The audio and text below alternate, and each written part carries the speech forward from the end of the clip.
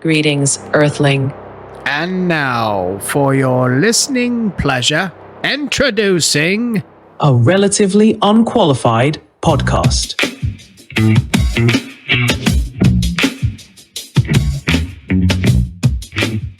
All right, everybody, welcome to Relatively Unqualified. I'm Handsome Nick, and next to me, I got my co-host Dara here.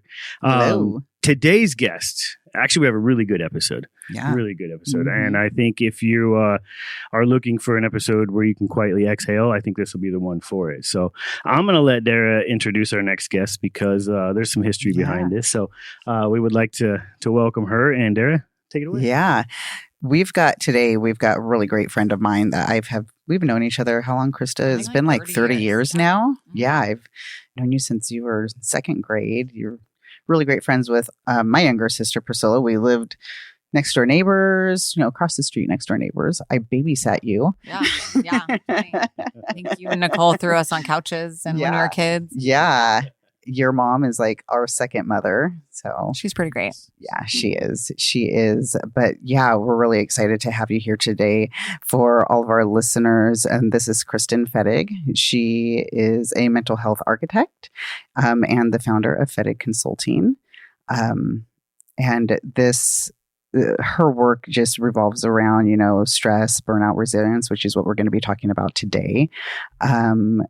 She gives us the understanding of what it means to live under constant pressure and how we can get through that in our everyday lives. And we're really excited to get into this because so many people struggle with this. I know this is something that is really close to my heart right now, just with my life. And I think everybody can relate that you end up feeling the pressure and it just kind of hits you like a ton of bricks. And there's so many little things that lead up to that. And so we're going to talk about that with you today. So let's just get into, tell us about you and how you got into this work. Well, I think it goes like really far back, honestly, but kind of speeding forward to college. Taking psychology classes was something that I was like, oh, I'm interested. And then all it took was like the one class. And I realized, wow, okay, I want to understand more. I want to understand behaviors and thoughts and how do we help to change them and better our lives. And so that started early on. Mm-hmm. And then I went on to finish my bachelor's and master's degree in psychology and just was wanting to help. Like I was born to be a helper. I'm always trying to show up and try to help people in different ways and settings. But I spent a lot of time in the field and mental health, behavioral health field, helping individuals. And through that time, I kind of started to shift my focus from individual care to more education because I realized that there's a huge gap in high school and all the education that we get. We don't learn about mental health. We don't learn about things that we should be learning about, but we learn about, what do we learn about? Like pushing through, just keep going. Whatever, it's fine. Just, brush it off or shove it down. We learn about, statistics and things that we're never going to use in our daily lives. Yeah. So really there's a huge gap there. So I realized that, hey, I want to actually shift my focus to be more system level, community level help and support where anyone and everyone can benefit from some information. So that's really kind of how that started to grow and change. I became a national trainer of multiple different evidence-based courses. And that just really brought some framework into what I already knew and was teaching individuals, but now I could go and teach, workshops and facilitate just that piece of things and teaching people basic skills that were not taught that are going to be really impactful for their life. So it's kind of now down the road, that's where we're at, and started my business, I guess coming up on 3 years almost now. So. It's been that long already? Yeah. Gosh, I know. Time flies. It flies by. Yeah. Flies by when you're doing things that you really meant to do. So. Yeah, which is really great. And that, I was just thinking that, when did this shift for you as, you were in this profession and then it was just more of like, I don't know, I guess like a calling and something that you knew that just was something that was a passion of yours? Yeah. I think that the biggest thing that I was realizing is that I had this like internal feeling that like I need to do more and impact more. And so working like at a county level in government and bringing this education to our community only, I had multiple people reach out to me and say, hey, we'd love these workshops in other areas. And that wasn't within my scope to do that. And so I realized that, I think that this is just a sign that I should be doing something bigger and broader and not just being confined. That's kind of how it started to feel, is like, I love my community. And I also know there's a lot of other communities that are really needing to benefit. So I just kind of made that leap. And it is. And it's such important it's work been pretty that you're cool. doing. Yeah. It's been it's cool really adventure. important. Awesome. And how long have you been doing this? So you said you worked for the county too, right? How long were you with the county before you started your? Yeah, I worked for the county mental health for a long time. I ran the suicide prevention program there for about 6 years, and I learned a lot. Obviously, I taught a lot, but I learned, I think, just as much. And what I learned is the stories of horrendous trauma. And then I would ask this like really important question, which is like, how did you get through that? Mm-hmm. What was it? Like, was it a person? Was it a thing? What did you do? And so I was constantly learning from people that were in in crisis and or maybe like have kind of come through the crisis and now we're trying to, find some level ground. And they were realizing that they're like the people that we surround ourselves with, the environments, all these different pieces. And I think that was a big piece too when it comes to resilience. Is it's not so much how we're impacted by the thing, whatever it might be, little things, big things, huge, horrific traumas. Mm-hmm. It's really what we make of it. Mm-hmm. Like, how do we take that information that we learn? Not so much, holding on to all the things that happen, but what do we learn from that we can work to prevent that from happening for yourself or others? And then also be able to go, hey, okay, what with this information, what do I do? And a lot of people, it's really hard. They get stuck in that cycle of like, of reliving traumas and being the victim. And what we realize is that we can rewrite our stories. Mm-hmm. So, So how, following back on that, how do you help those people who don't believe that they can make it past that trauma?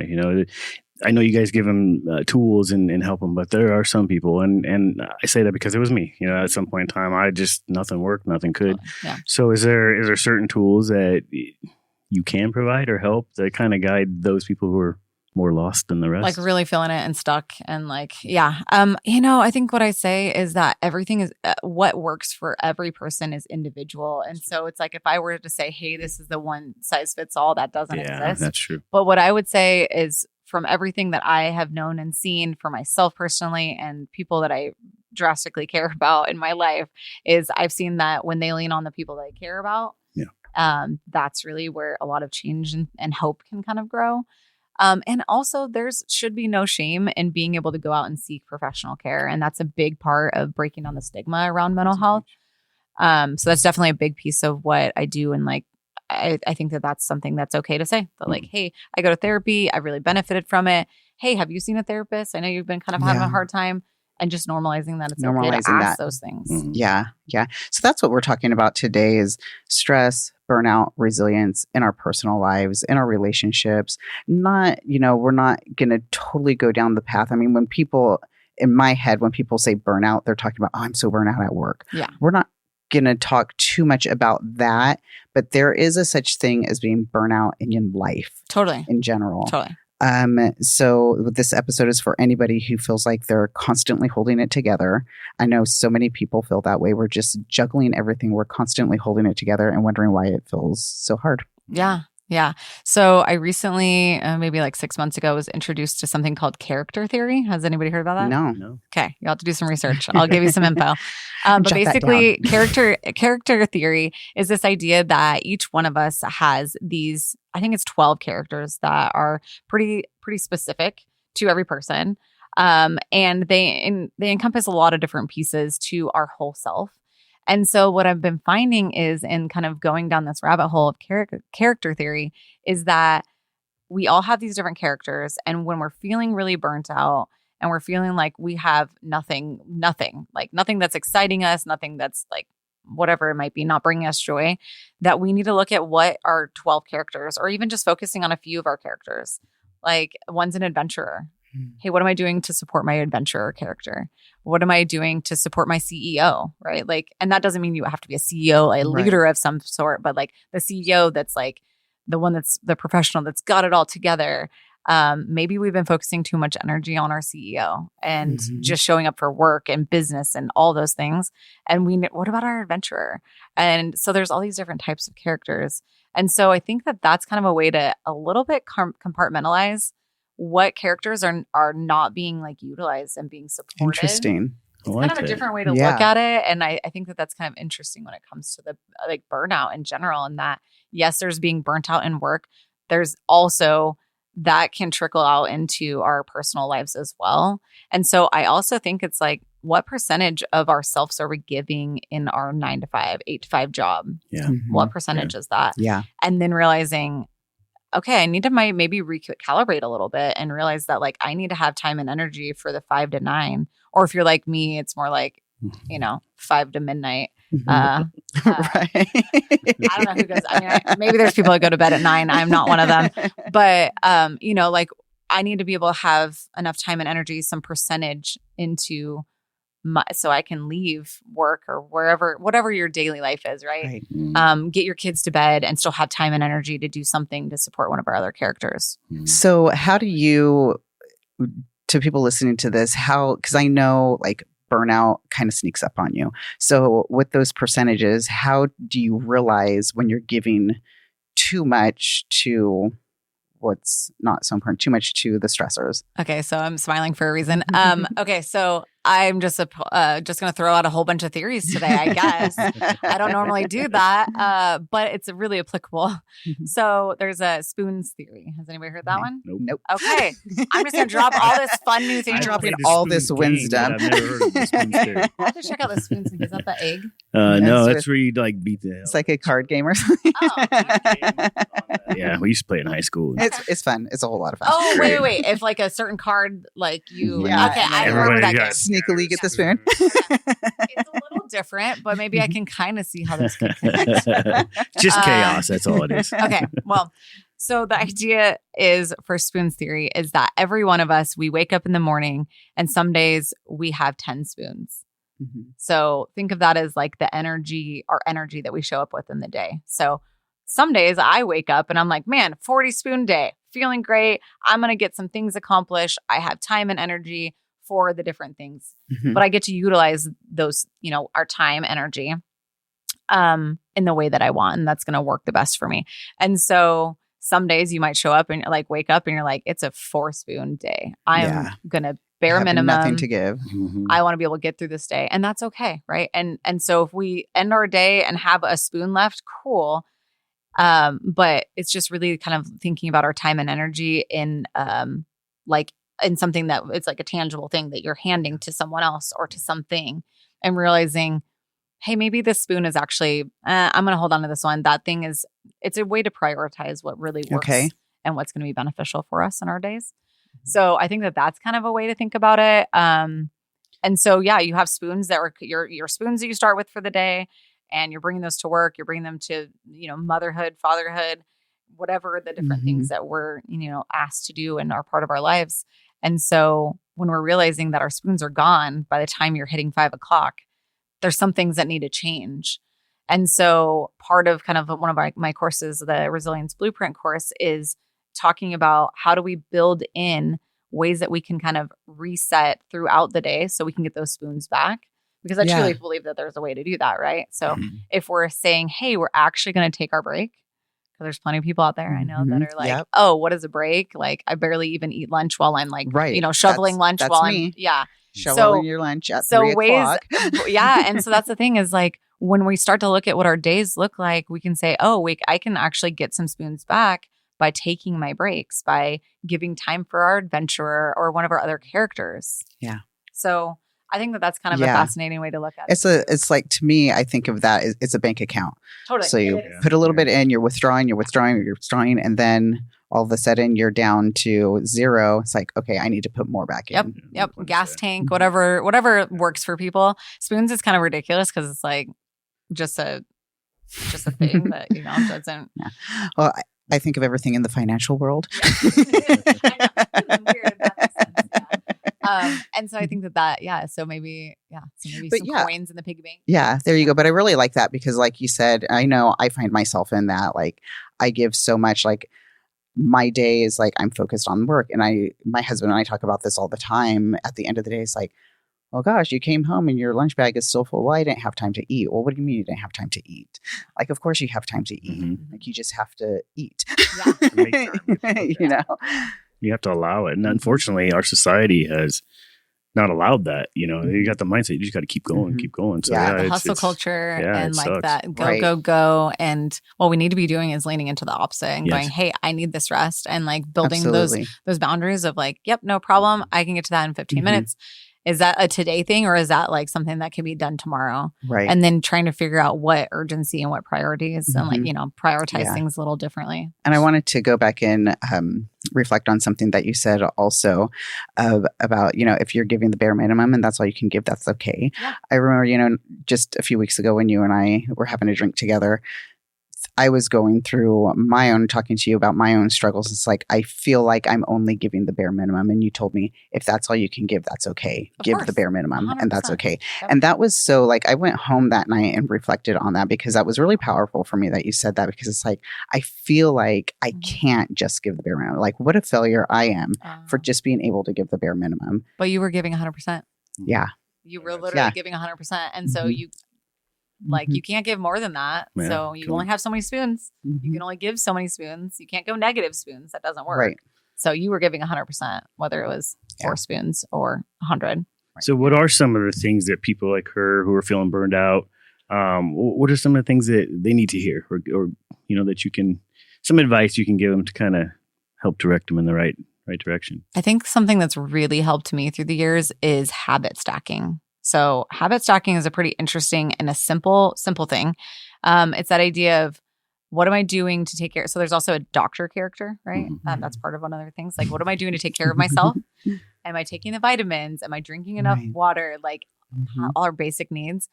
And so realizing like, you know, oh, I don't have time to like take my medication or take my vitamins or whatever it might be. Well, you do have time to brush your teeth. You Mhm. have time to do any of your basic things in your day. So we're working just build on the things that we already do. So you're brushing your teeth, your vitamins are right in front of them. Right. Like, it's habit stacking. And then once you that's just natural. Like, I brush my teeth, I take my vitamins. Great. Or Mhm. now I'm drinking my protein drink on my way to work, where before I would maybe go stop and get like $6 coffee. Right. I'm speaking for myself. You So we're doing, Right. so we're doing like just changing our Those habits tiny and like little changes. things. And then when you're thinking like, my stomach is growling, instead of just saying, pushing through and getting this thing done, you're like, I'm taking my body cues and saying, nope, I'm going to take my break. This thing right now can be set aside, obviously, if it can. And then taking that time to, you know, eat your meal and actually do it in like a mindful way. Like, I'm, you know, right now I'm not thinking about other things. I'm just going to think about my bites and chewing, and just, it works to kind of clear your mind. And I think when we do that and we take those little breaks, it's stand up and stretch break. It's actually, there's a lot of research that says if you just stand up and stretch for like 2 to 3 minutes, you're going to be more productive. Yeah. That's it. Yeah. It's wild. And so in my workshop, which you'll be getting to experience, I actually make everyone stand up, and we do stretches, and we're Yeah. going to practice that quick 2-minute stretch, just Mhm. 4 different stretches we go through. And then people sit back down at their computer or whatever it might be and realize, oh, okay, my brain's a little bit more clear because I was moving my body. I was getting my blood flowing. And it's just like those things that you can also integrate that into, hey, I have a meeting coming up, and 2 minutes before I'm going to get up and do a stretch, and then I'm going to do the meeting, and so habit stacking into your day and adding those little moments versus like, I'm not asking people to do like, hey, you need to take an hour of self-care for your lunch. That's not really what it's about. It's about these little tiny moments, micro, what do I call them? It's out of my head. Micro resets or something like that. Yeah. It's just those just little moments that we work to build into our day. Makes a huge difference. Okay. And then you realize at the end of the day, wow, if I did 5-minute things during the day, all right, that's almost a half hour. Mhm. Cool. Maybe the next couple of days I'm going to challenge myself, and like those 3 minutes are now 5 minutes, and start building on them. Mhm. I like that. Where do you see, like, going back to talking about the stress and burnout in your personal life and with relationships, like what are those small things that sneak up on you that people don't even realize are happening until, like I said, they hit that wall? I think there's people that are, it's pretty easy to tell, like, oh man, you're just not the same today. And then there's people like me that just, no, we got it together. We're fine. We got this. It'll be fine. We're just going to get through. Oh, 4 more things added to my plate. We got this. And then you realize, oh, okay. Yeah. Like people can only hold so much. And when we're having, only so many spoons, it's like realizing a little bit more that, okay, this is too much. And I think also a lot of us are, asking for help is really hard because that's not what our culture is about, right? Get through, like be a girl boss, like whatever that might be in those sayings. And I think that that's really doing us a disservice and saying that it's okay to take breaks and it's okay to not have it all together. And it's okay to share with our people, I'm really having a hard day today. And they don't really even have to have an answer. They're not going to actually probably even say the right thing. My husband would attest to that. But just being there and just being able to hear like, yeah, I'm really struggling. This thing that was like really hard and it was really frustrating, and being able to have those moments to share, that can be a big thing. And then having also people be knowledgeable of what to look for. Yeah. And that's a big part of a lot of the different workshops is like knowing the signs and symptoms of certain things around mental health challenges, around burnout or just stress response. And then being able to actually just be empathetic and be like, okay, so what are we going to do about it? Right? Like, let's do this. Let's conquer this as a team. So how do we power through that kind of powering through mentality that the businesses? How do we power through the power through? I love it. I guess, how do we move away from it? Because it's such a big topic in business, just power through it, just get the job done. How do we get away from that? I think that for me, as much time as I spend on like hard brain work of whatever it might be, computer work, I'm working really hard on this thing. I want to spend, like, this is a goal I've been working on for a while, but I want to spend just as much time in doing something that's fun, that fills my cup up, right? Like recharges our battery, puts coins in our piggy bank, any of those sayings. Yeah. I want to spend just as much time. And I think that if we do that, we will be much healthier and feel better and show up in a much more, in the way we want to show up, really. And I think with Nicole taking this last summer off, and I've seen a lot, because my wife, Nicole, used to manage 4 different clinics for Asante, and it was ridiculous how they just keep stacking crap. But, she's changed so much since she took a step away and she got burnt out. And I love to be able to see that, but we need to be able to have our companies and businesses realize that as well. And you guys were talking earlier how some of these smaller businesses are starting to step up. And what are some of the things that we can do as people to kind of stand up for our own rights? And, I guess what I worry about is when you stand up for how you feel or you don't want to do something, you risk losing your job. How do you do that without losing your job, standing up for yourself, so to speak, your mental health, creating boundaries. Yeah, I would say, working to create boundaries. But honestly, that's another thing that we're not taught. Yeah. Think about like really real quick, right. like think about high school. Like in any class, were we ever taught about like what boundaries are besides maybe sex ed? No. Maybe sex ed, but no. Yeah, and I think that's something that also is a disservice that we're doing in the school and the education system, is not teaching boundaries early on. Because I mean, for my kids, I've been teaching them what boundaries are early on.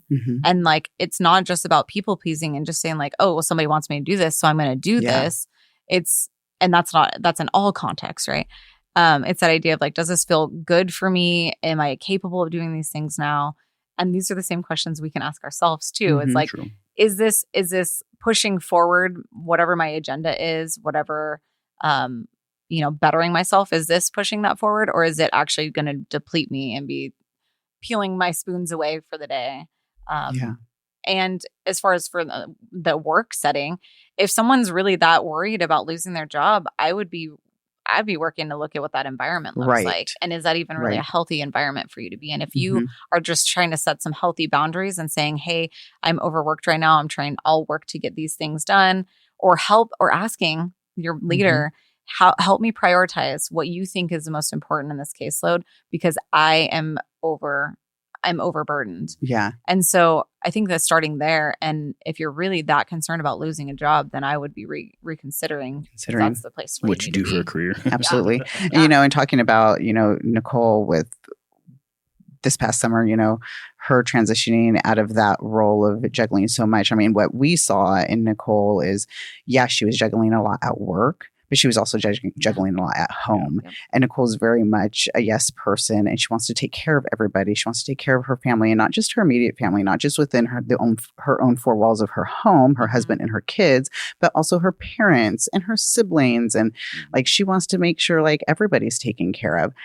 And that had a detrimental impact on her that she didn't even realize was going to be happening. Girlfriend. Yeah. And, it created and the health issues that she's got going on that, I mean, she had a mild heart attack because of it at an early age. And it's like, wait a minute.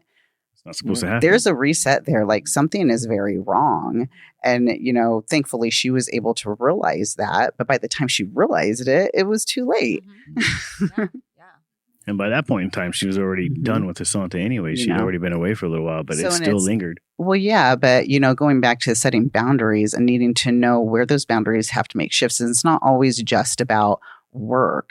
It's in your personal life also. Like, what can I handle? And yes, you want to give so much of yourself, but there's a point in time where you just can't, and you have to set that boundary.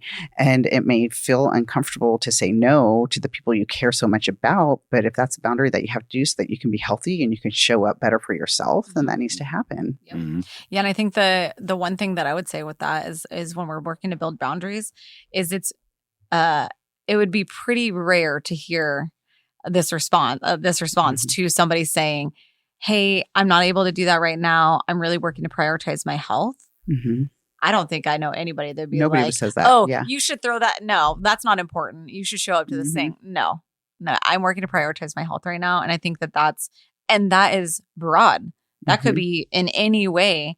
And that gives enough context that some people are like, "Oh, okay. All right. That makes sense. Like, take care of yourself. And when you're feeling up to it, then let's get together," or whatever it might be. And I think that that's a really healthy boundary to set. Yeah. Yeah. And being okay with it, and that's another thing is just for the listeners, like, if somebody came to you and said that, no, it's your responsibility to be okay with that answer.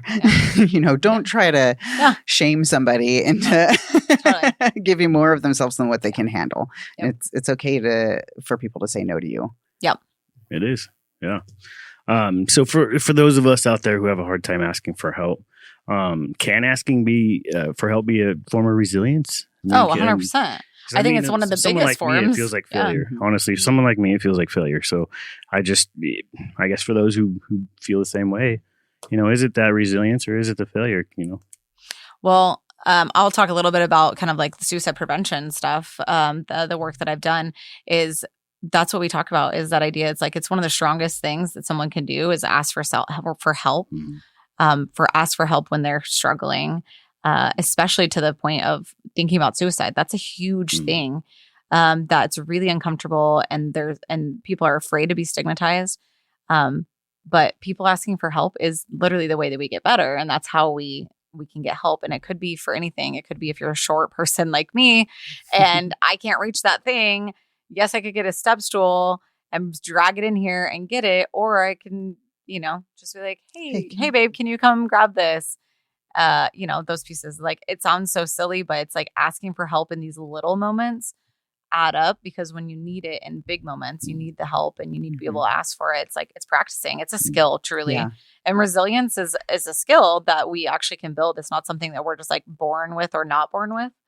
And so that's been a lot of some cool research that I found, is that people aren't born to be resilient, right? Yeah. Like we naturally as humans like have built-in resilience to stay alive, which is pretty interesting. But the skill of being able to bounce back and like have that rebound after stressful events, after, being beat down from different life experiences, that's going to be powerful. And so I think that practicing, it's just a skill, right? Yeah. We ask for help in little moments, And then we can move forward into like, hey, bigger moments. It's not so scary when I'm having to ask for help. Yeah. Right. I've always had a problem You don't asking need a for step help. stool, I'm sure, Nick, but Not, in some cases, not all of them.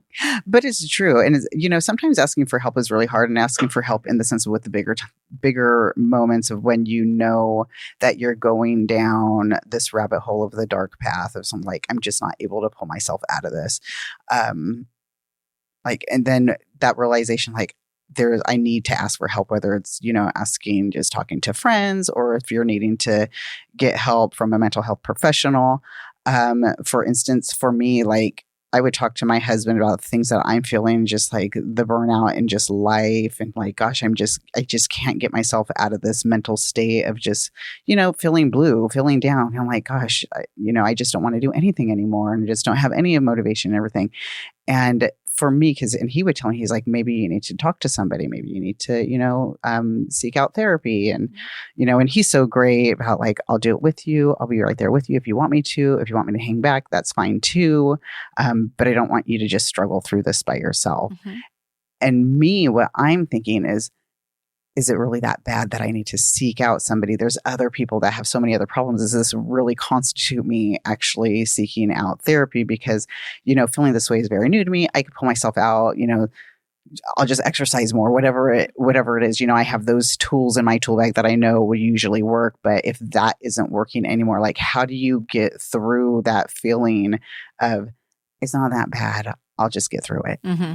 Which is a pretty natural thing. Like, yeah, so we have ebbs and flows, and we're going to have really good days. We'll maybe have some really bad days. But then when we notice that those really bad days or just some bad days are adding up, and we're realizing like, when was the last time I had a good day? Mm-hmm. That's where I would say, like, when we're looking at, on the side of like, depression or those concerns, if it's been 2 weeks of those bad days, that's enough. That's enough, right? Yeah. Nobody should be having to take more than that, right? Yeah. And so reaching out for help is great and really important in that situation. And so that if that's an indicator for anyone that they're out there and saying like, oh, wow, I don't remember actually the last time I could say I felt good, like mentally good, I'm talking about, then I would say, hey, it's okay. And the thing is also is that people think about when you get into therapy, it's going to be this forever thing. Like, oh, I'm signed up for life. Like, and that's not what it's about. It's just really about having a neutral person who's going to be able to just kind of bounce off ideas, maybe give some tools and insights. But it's mostly about us to be able to kind of vent in a safe space where this person often probably has no context in our life, knows no one in our life. So it's confidential setting. And there's a lot of power to that. Yeah. Like, that's really powerful. So true. And the other side of that too is you can utilize, crisis lines for any kind of like, hey, I've been really struggling. I've been down lately. I'm not sure exactly what this is about. And they'll work to really, give you some kind of tools and strategies. And then also might be able to kind of give some indication of like, hey, has therapy been helpful? Maybe we can kind of steer you in the direction to get care. And so that's also another tool. It's a free resource. So have any of you heard about 90-Day? Mm-hmm. Yeah, 90-Day. Great. So 90-Day, it's an awesome resource. It's a free and confidential text and call and an instant message line. So if you're going online, it's 90daylifeline.org. And you can go on and just say like, hey, I'm really struggling. Like I'm feeling depression, whatever it might be, whatever the challenge is. And they'll be able to help kind of talk you through it, give you some strategies, some advice, and then also maybe give you an indication of like, hey, might be a good idea to kind of look into therapy in your area. Virtual therapy is really helpful for a lot of people that are uncomfortable with this whole the old school, like I'm going to go in and going into a therapist's office. Black couch. I put you on the couch. I have been to therapy there was a black couch, but I did not lay on it. Anyway, so yeah, it's just really being able to connect with another person that maybe has some cool strategies and tools and be able to hear you out. And so I think that there's no harm in that. And also sometimes people feel like finding the right therapist is like, oh, it's a deterrent. Right. I need to have somebody that knows these things, or maybe they're in my age range, whatever it might be. It's like, just get started. Start somewhere. Yeah. Well, that's, you put so much stress around even just finding the perfect therapist. Yeah. And then you that's just an added stressor in my life, Kristin.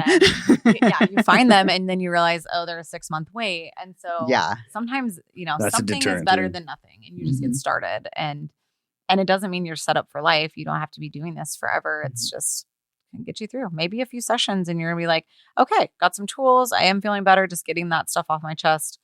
Yeah.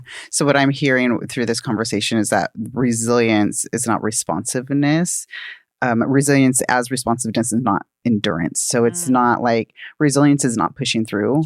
Resilience is responding to the stress in your life and combating that. Yeah. It's pretty interesting when you think about resilience in general.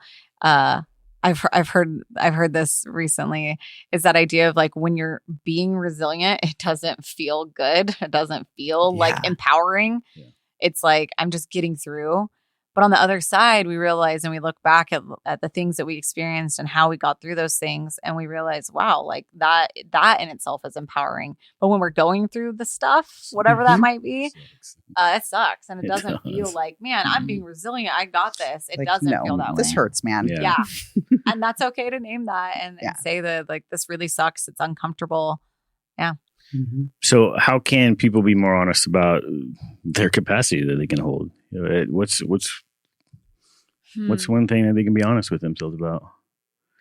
And I'll say something. I'm not completely honest with myself. I feel like, I'm old school. So you talk about therapy. I still haven't done it. I said the only therapy I've done is actually doing the writing for some of these podcasts. And it's been some of the best help that I've ever had. Yeah. But I still have that resistance. I still don't want to go talk to a stranger. It's hard. And I need to. And I'm well aware of it now. And I'm going to come back on the podcast after you've done therapy. We'll talk. We're doing this. But yeah, it's just trying to be honest with yourself and being able to face those kind of fears. Totally. And I think that also it's coming down to like, what are the fears? Yeah. What are those fears? What is it? Naming is it being afraid of being judged by another person? Is it afraid of, man, I'm going to lose it and I'm going to, let all the emotions out for that hour session? I think that and having to face the honest truth, being honest about what really happened and with a lot of things. So it's just. Yeah. So it's like, it's fear, fear-based a little bit. Yeah. But I think that what I know and what I've experienced is the term cathartic, like the just releasing that's the whole concept of therapy, really. It's just being able to release those inside things in a safe place where, that information isn't going to go anywhere, isn't going to harm us. Yeah. It stops harming us. Because like those inner things don't come out in another way. And so it's like this really interesting, like you leave feeling lighter. It's fascinating. I will admit that part is true. Because once we did the podcast that I did for my son, it was probably it was a huge load off my shoulders. And even though not everybody's heard it yet, it just putting it out there, I think was the biggest thing for me. And getting it out of here, putting it out in the air, out in the open was huge. So I think that in doing that episode too kind of helped open these doors and that kind of helps. So if you can be vulnerable on a podcast, you got this. I'm behind a microphone. Literally. This is easy. Nobody's really watching except for you got these ones sitting here. But it was the hard part. Yeah. It was. And these two, Nicole and Dara, both kept questioning, you sure you want to write about this? You sure you want to do this? And I was the most adamant about that one out of all of them for that reason, I think, just to get that load off my shoulders. So I agree. The other thing is like, obviously my background is in mental health and behavioral health, and I've seen the amazing transformations that people have made. But I also have plenty of people that I've worked with that are like, I've tried therapy. It wasn't my thing. And I'm not going to sit here and argue with that. Yeah, that's your experience. And if that therapist or that type of modality that they came with doesn't work for you, sometimes it might be, hey, maybe go explore other ones. But that's also okay, right? Like, not everybody's going to work for you. I agree with that. Yeah, definitely. So what's the general starting point for someone who feels emotionally or mentally exhausted? I would say make a checklist. Make a checklist, kind of a pros and cons, but not really pros and cons. It's more like, what are the things in my life that are draining me? And what are the things that are filling my cup up? I like that. What does that even look like? And then also maybe kind of bonus would be like, what are those things that spark joy? And if that list is like little to none, I'd be saying that, we're needing some more swift action. Yeah. And right there, that's, there's the difference between having mental burnout and then shifting into depression. Yeah. So learning like what are the differences between those and what are those cues to look for? And like you said, is there anything that you can find joy in? And maybe if not, that's more side of the depression and maybe seek help for that. Yeah. Yeah. And I mean, there's obviously a lot of things that can help with depression as well, if that is the case. But the interesting thing is, like, if we're looking at burnout, a lot of the things you're going to do to take care of yourself with a mental health challenge or burnout are going to be the same. Yeah. Prioritizing our eating, our water intake, doing some movement, like any of those things are going to benefit for each thing, whether it's just burnout, which can also trickle into mental health challenges, or it's actually like a diagnosable mental health disorder. Either way, the things that we do to take care of us as just humans are going to benefit us either way. Yeah. And so those are things that I would just start to focus on. And if you're already doing things to take care of yourself, if you're already taking the 10-minute walk, like, let's bump that up. What are you doing and what are you thinking about during that 10-minute walk? Yeah. Are you listening to something that's like elevating you and picking you up? Like, are you listening to your favorite music or favorite podcast? Yeah. Or are you just in your thoughts and those are really negative? Right. Like, what are you doing with that time? And being able to kind of start to shift the narrative a little bit. Yeah. I was listening to, or I saw a video, Steve Harvey. I love all his videos, and they're all awesome because a lot of the ones that I see are like in between his commercial shoots. So he'll sit there and just talk to the crowd, and that was one of the ones, forgiveness of yourself and just being honest with yourself. The guy has a 9th grade education. He was homeless for 3 years. This is his 3rd marriage. He's been divorced twice and broke twice. And now, he's made it. But it's always been about the forgiveness and seeking help. And so I never realized how important it was until we honestly started doing this podcast, how important it was to get that self-help and to do it. So for the listeners who can resonate with these conversations today, where can they learn more to go deeper if they need that help? And what are some good spots for them? Yeah. I think obviously, first off, if it's a crisis situation, utilizing 988, there's some really incredible people that are well-trained, super empathetic. They're going to hear you out with no judgment, and it's free, confidential. That's a great place to start if you're feeling like you're in crisis, or really also trying to figure out, is this a crisis? Yeah. Sometimes we're like, our logical part of our brain is so overloaded and like we call it like not online that we are struggling. And so sometimes we need to kind of have somebody bounce off like our struggles. So that'd be first off if someone's in a crisis or feeling like it may be. And then second, there's a lot of really great resources.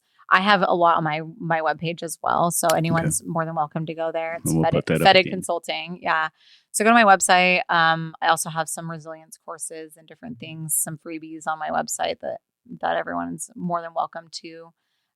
Subscribing on there is great. I don't spam people. I just send out useful things and newsletters and some different upcoming workshop things. But the goal is really for people to start being able to build themselves up. And also, the better that we are taking care of ourselves, the more that we can show up for other people. So if we're feeling like what we're doing and taking that hour break for a workout or time out with girlfriends, whatever it might be, like that, there's guilt that comes with that. Just say that I'm doing these things to take care of myself so I can better take care of and show up for the people in my life. Yeah. And so I think that that's another thing that first off, we can start doing those is don't be sorry for doing good things for yourself. Yeah. And I really love that, just that realization. The more I show up for myself, the better I can show up for others. Amen. Because like the example that I was giving Nicole's story is like showing up for everybody else. And that just depletes you. Mm-hmm. So the more you can take care of yourself, the better you show up for everybody else in your life. Yeah. Even to this day, she still feels guilty. At times we'll go out and do things, leave the kids, and she's like, oh, should we have done it? But you deserve that time, and we deserve that time. And don't feel bad for taking time for yourself. Yeah, exactly. Right on that all. Trust me, I enjoy it. That one-on-one time for her, and her and I alone, it's much needed. And that's also a skill too in itself, right? Mm-hmm. Like talking about character theory, it's that idea of like being able to say, hey, this character is going to be forefront right now, like the partner character. I'm going to be showing up and being present and like fully having that hat on, right? Like that character is showing up. And when I do that and we give time for those characters, the other characters are also going to benefit from that as well. And so it's kind of an interesting way, like I was saying, compartmentalizing are the different parts and personalities that we have, that we need to have time and space for each of them. Yeah, definitely. I agree with that. So through Fettig Consulting, how do you support individuals? I do a lot of different pieces as far as workshops and individual courses. So someone can go on my website and they can check out some of our individual courses. Those are helpful because they're self-paced. Yeah. So I'd say that's number one. And also, coming to workshops and being able to connect with other people that are having things going on. I don't do therapy. I don't do group therapy or anything like that. But there's so much that connection that comes when we learn different things about how do we help support ourselves and or how we're supporting others. Yeah. So I think that's a different. When you go, like you talk about the workshops and just being with other people sharing same experiences, you don't feel so alone anymore. Totally. Like this isn't unique just to you. And the fact that you're not the only one going through this, and knowing that there's a community and people who understand what you're feeling also is really powerful. Yeah. It is. It really is. So I love the fact that since I've been in the family, 15 years now, give or take? 15 years. Yeah. Around there. You've been a huge part of this family, and to see your growth too and where you're at, it's exciting because I know like Nicole is trying to venture off on doing some of the consulting stuff too. So to see your growth and where you're taking it, and to see the explosion in the mental health and leadership consulting business, it's amazing because I really believe that mental health is a huge issue nowadays. I was raised to shut your mouth. You just suck it up, be a man and do your thing. And it's hard, and it is hard. And that's why we find it hard for guys like me to ask for help. Yeah. So I appreciate you coming on here and explaining and kind of walking us through some of the steps that can be done. But if someone is listening, is in the middle of a demanding season or feels unseen, what would you tell them right now? What's the advice you would give them so that it'll kind of give them that little leap to ask for that help? I'd say lean on your people, right? And if you're feeling like those people maybe aren't caring or aren't, going to show up in the way that you need, try anyways, right? Like lean on your people. And there's a lot of really, really incredible people out there also, right? So you can lean on your people, your coworkers, whoever it is, just like letting people know that you're struggling. And also just a challenge for everybody out there really is do something in the next day for 30 minutes at least that is only for you. Only for you. Yeah. And if you can challenge yourself every single day to do 30 minutes of something, and I'm talking like uninterrupted. So schedule time, make time. When your kids are asleep, whatever it might be, schedule time in that you're doing something that is only benefiting yourself. And I'm talking a half hour. That is such a minimal ask. Right. But it feels like a huge ask for a lot of us. Yeah. And so that I would say challenge yourself. Just say, do something that's purely for you, 30 minutes, and see how you feel. I like that. And then you can start bumping that number up once you're like, man, this feels good. I am benefiting from this. Start bumping that number up a bit. Self-care is important. Yeah. Dude, in the worst way. And I think it's no one else is going to take care of us. Hell no. No one else is doing it. We have to do it for ourselves. And that's a lesson I learned a little later than I probably should have. Right? God knows. What do you do for self-care, Kristin? Man, we do a lot of different things. We as a family, I go on walks a lot. So sometimes I put on podcasts, sometimes it's music, sometimes it's walking, just wandering, no music, no nothing, and just like being able to like act like, have you ever heard this? Like act like a tourist in your own town. I like that. Yes. It's weird. It's weird. I've heard it, but I've never done it. So yeah, I'll go to a park or something and just like be in awe of just the things around me. Like I've never seen them before and act like a tourist. And, those kind of just like silly things. I have some really cool grounding techniques that I've used and taught people through the years of when you're really feeling anxious, because I've definitely had a lot of anxiety through my life. If you're feeling really anxious, well, first off, you guys, we already talked about this, but I stopped drinking caffeine Yeah. I know everyone's like cringing I and was like, astonished what is when I wrong heard with that. you? I don't know why people do But that. I think it's number one. Like if you are feeling like you're a really anxious person, I bet you at least some percentage of that might be from caffeine. yeah. Start doing decaf. Mhm. That's what I did. And it's been 10 years. So that would be number one. That's been self-care on it. Like that's a silly thing, but that's self-care for me. That Yeah, you hear I those people know, who are yeah. saying, "Oh my gosh, yeah. you know, I feel so anxious Everyone after out there their chugging third their Red big Bull." Yeah. And so I think that's been a big, interesting, like learning thing for me, but a pretty big one that, you know, just doing those things that are like, hey, this isn't serving me. And so I'm not doing it anymore. But yeah, there's so many things, grounding techniques. If you're really feeling anxious and not feeling like you can get control of your thoughts, Mhm. the color, like finding colors, like say, you know, okay, I'm going to pick red. So I'm going to look around the room slowly and like, okay, that curtain's red, that curtain's red, that chair is red. And you're just paying attention to colors. You're sure it's red. That's a really great grounding technique. And then you just do it until you're not like in that panic state and you're working to kind of bring on different parts of your brain online. And so you're like, okay, now I'm on to blue. All right, the cup, you know, so that's just like a really simple grounding technique. I like that. I haven't heard Yeah. that one I before. haven't either. Yeah, putting your feet on actual dirt on Mhm. grass. That's Yeah. the most grounding thing you can do because Mhm. you're literally, you know, your feet are on earth. Yeah. And there's also a zoom out grounding technique that I talk about too. Is thinking about myself. Okay, I'm in this room. I'm here in this room. I'm in this house. Okay, I'm in this community. All right, now I'm in this state. And like, so you're doing this zoom out. And then you zoom out until whatever the problem that you're currently having is no longer a problem. Yeah. Which is a really interesting thing. So right now, whatever it might be, like what would be a problem that we might encounter in a day? Niners will lose. Okay.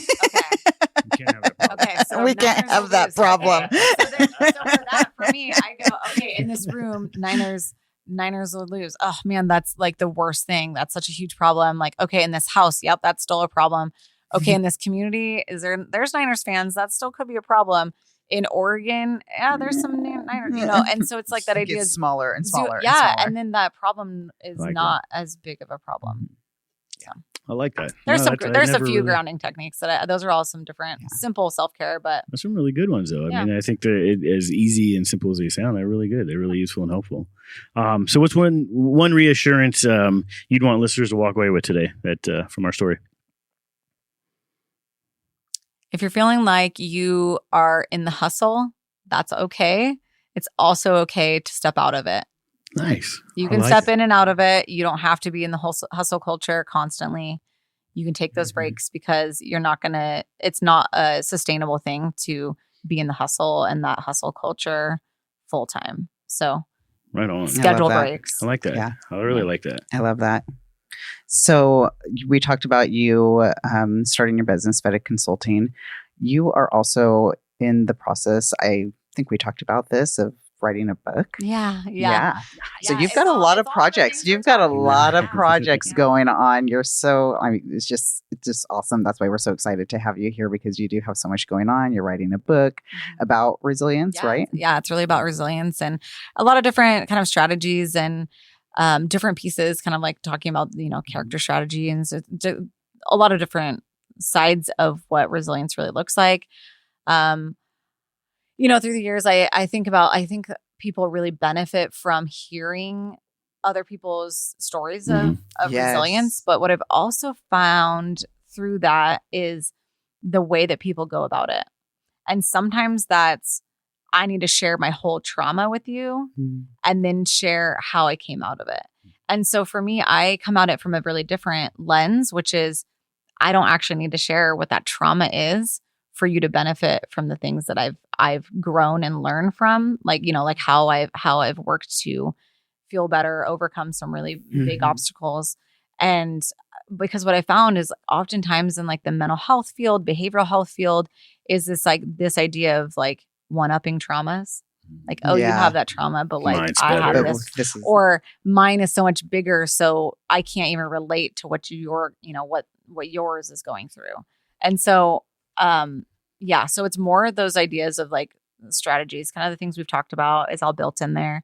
A lot of different stories, obviously confidential stories that like I don't share names, but I worked with teen girls, really struggling teen girls with pretty significant behavior challenges, and some of the stories of resilience that like not same thing, not going through and explaining what the traumas they experienced, but the amount of growth and strength that I truly believe that everyone has. And so that's kind of really what's built in that book. Very cool. Yeah, it's getting close. I think I'm about getting close to halfway. So excited. How long you been working on it?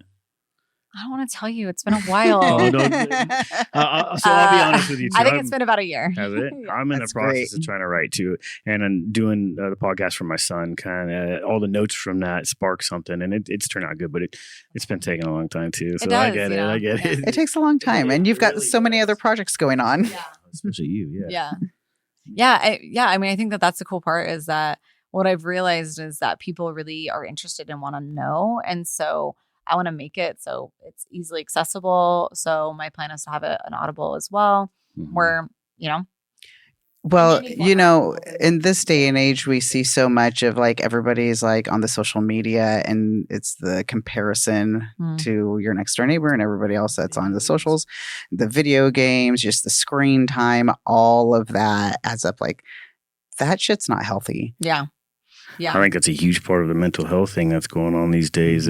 Yeah. And teens, their brains are growing and developing and aren't fully developed until 26 plus. Yeah. Us girls, Yeah. we develop a little earlier, just saying. Our brains aren't fully developed. And so when we're introducing technology and like screens for so many hours of the day, it's really detrimental and like really impacting. And also just body image issues, Mhm. feeling like the Joneses, right? Like keeping up with the Joneses kind of idea. And that's really, social media has been really harsh for those things. And, having a teen daughter that have seen these things and, we have to limit that time. And we as parents, like that is something that's necessary. And also same thing goes is like for us as parents, something that I've done is utilizing on, I don't know about Androids, but on iPhones, we have control of apps, like how long you spend on apps. And there's, if you go on there, go settings, and I don't know, can't give you details. I Googled it. But if you go in there somewhere in your settings, you can pick how long you cap how much social media time you have for the day. Yeah. And over all social media. Mhm. So I think mine locks like Instagram, Facebook, LinkedIn, Life 360, which is really weird. That's not a social. Anyways, whatever. But it alerts you like crazy. Yeah. No, I have no notifications on that. Like I don't have the energy for that. Anyways, but it locks all of them at the time frame. So like mine's set a half hour. Like that's what I have for the day for across all those platforms. And I really only have like I have my personal Facebook that I don't do much with, but I have my business Facebook and Instagram. And so I really only need like 5 minutes on there. Do a post here and there. That's about it. I'm not really seeking content on those because it's just business. And so I go on and I'll do the post or whatever, and then I'm off of it. Yeah. And so knowing that I have a time limit that I set as a boundary for myself has been really helpful. Cool. And then it pops up and it says your time limit's over for the day. And it does give you the option. You can, there's ignore for 15 or like remind me in 15 minutes. It'll cut off in 15 minutes if you need to like finish that post or whatever. Or you can say ignore for the day. And some days I heard this term from a participant of a workshop years ago. She's like, sometimes what my self-care looks like is I have a trash day. And I was like, please explain what this means. Yeah, I was like, is this mean you trash your whole house? Like, you just trash that? Like, are you trashing like your throwing? Like this could go so many different directions. Like, what's happening? And she's like, no. I just allow myself a trash day where I don't shower. I don't do anything good for myself. I like couch rot. I watch any and all I want to watch. Trash TV. And social media, doom scroll, whatever. She's like, I have a trash day where I allow myself to do any and all the things. Kind of get it out of your system. Get it out of your system. And I was like, I love that. And I can't really say as a mom I've ever been able to do that. But, maybe allow yourself an hour trash There you go. hour. Lay around and watch a couple of videos or With so that, anyways, I thought that was a funny one. With that same thing, this is something that I've just in the past week started trying to implement at the recommend of Nicole, because she's been doing this for like the better of a year now and has been telling us she puts her phone on Do Not Disturb, which actually is a huge annoyance when I'm trying to get a hold of her after 9 p.m. because she put me on Do Not Disturb, which I think you should have me on one of your start lists, but whatever.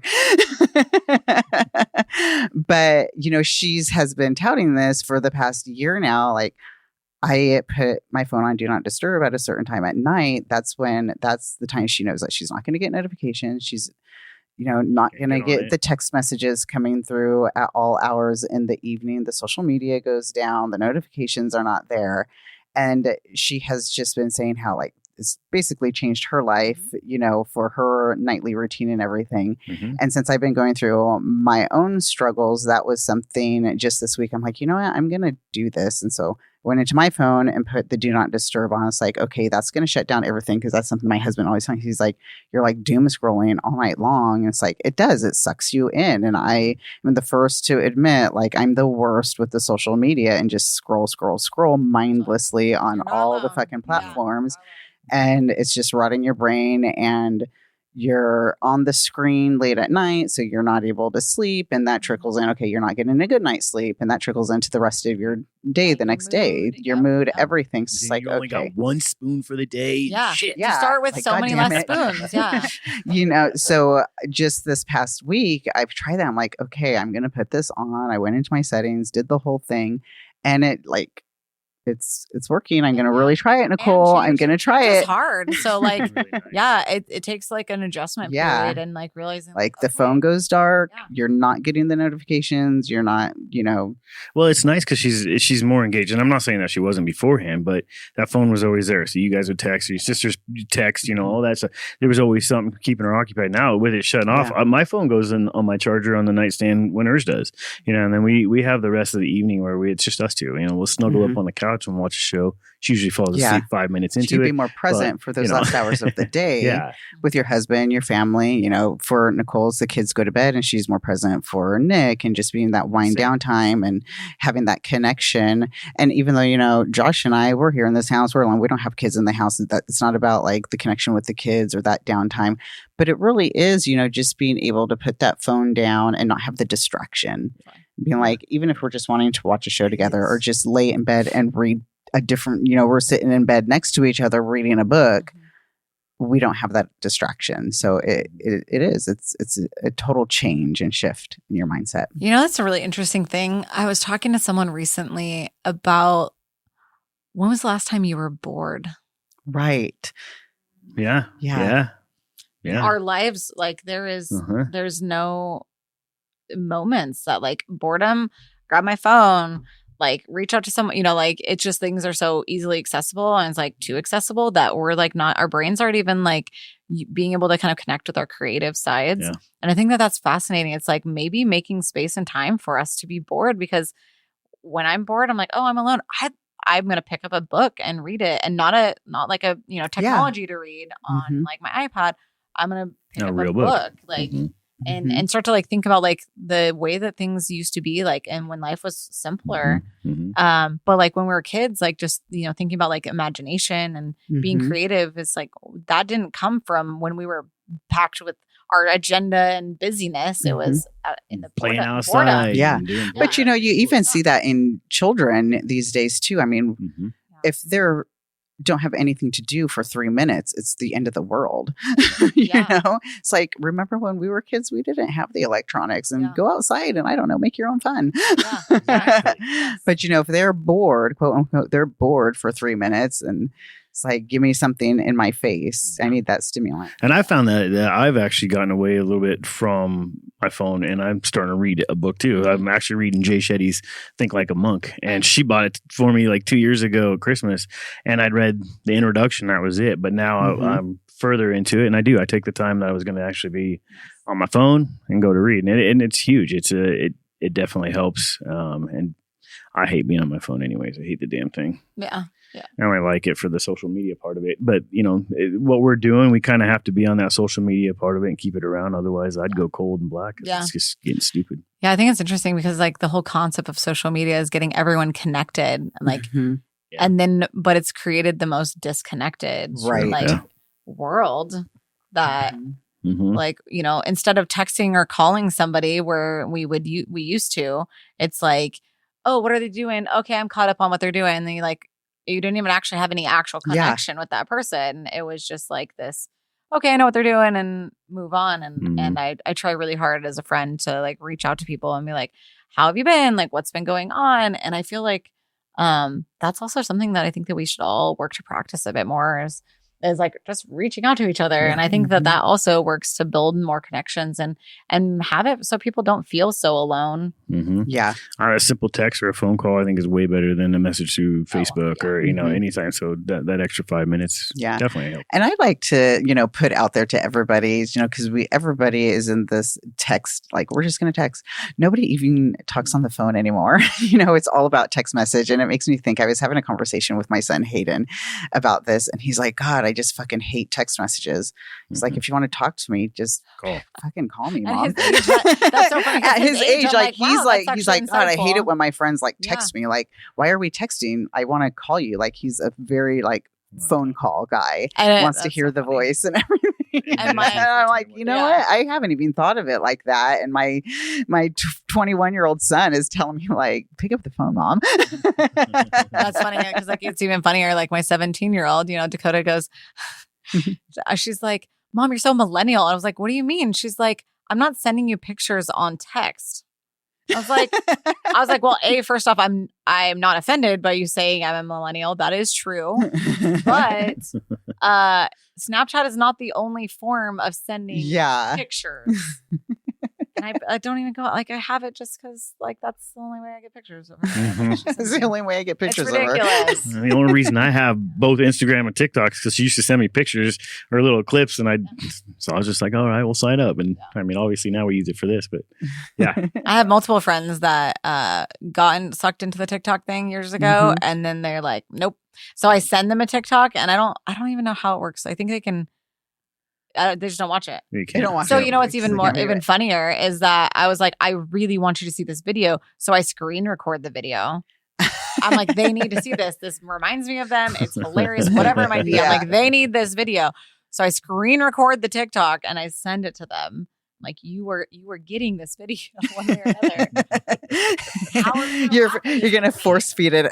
I'm force feeding you this very funny video. So it's funny. I have a handful of friends that are like, we don't have TikTok. And I'm like, I understand. Like, totally. It hasn't been a thing until this really started blowing up for me. So it's always just been Facebook, and I'm good with that. And if nobody wants to answer me there, whatever, I don't care. I know. There are times I send Josh videos, and Josh is not on the socials at all. Like nothing. He's like, I can't handle that. You're on LinkedIn now. I saw you're on LinkedIn, so that's barely. Social. I think only so that. Social, so. Yeah, LinkedIn is his only one because it's not trash. It's actually useful for business. That's all. Like people aren't mean on LinkedIn. That's true. Yeah. What have we not talked about? Yeah. Is there anything else you want to cover? Oh man. I think the other thing too, we talked about like individuals, how my business supports individuals, but also groups and companies. That's the majority of what I do and work with. I partner with companies. They might have me come in and do workshops, or we do leadership workshops, resilience workshops, mental health first aid, which is a really awesome course. There's a lot of different offerings that we offer. And so I'd also say that that's helpful if someone out there is like part of a company that they're like, man, we would really need some of these things like in our environment, in our culture, then reach out to me. That's another way. That's the biggest thing that I really do is working to support companies and their workforce development. So. And they can reach out to you over at www.fettigconsulting.com. Yep. And if you also want, you have a resilience quiz on there on that website as well. Yep. So I'll get you a link for that. Okay. And if you guys would like to take that, just give her a call. Yeah. Also, her husband Nate, he's done some concrete work at our house and at my in-laws' house, and he owns a construction business, and he does everything. So you can either reach him at Fettig Construction, or now Omnia. Is it Omnia? Construction is what they're changing it to. So so if you guys get a chance to talk to him or need any work done, awesome. He does a great job. He's a cool dude. Awesome work. Yeah, he's great. Yep, definitely. He's done some pretty awesome things through the years, and we've been running that business for coming up on 14 years, which is wild. He's been at it that yeah, long, huh? Yeah. He's been doing construction and concrete work for 23 years. So who did he work with before that? Before he started his own? He's worked with a few. Luke Main or Lucas Main so Construction. Lucas Main, he right. worked with him for a while. Cool. So he's been around the neighborhood a while. Yeah. So yeah, if you want things to be like very detail, perfect and exactly how you want it. yeah, He's your guy. He did it. He did already stamped our concrete in front of our house, and man, it's a beautiful job. So That's what he likes to do the most is the decorative and stamped concrete. Yeah. the pretty He does some stuff. beautiful work too. Well, we usually end every podcast with some sort of quote, and so this one we're gonna put out here from Maya Angelou, and it says, "You may not control all the events that happen to you, but you can decide to not be reduced by them." I like And I think that's some of the best advice, and it's Maya Angelou. How can you go wrong with her quotes? Mm-hmm. But we want to say thank you to Kristin. Thanks for having me. Thank you for Fettig Consulting being on the show. And if you guys have any questions or comments, just reach out, and we'll be happy to answer you. So thank you, and we'll talk to you guys next Thanks next a lot, time. Kristin. Thanks for having me. Thank you very much. We out. We out. Peace.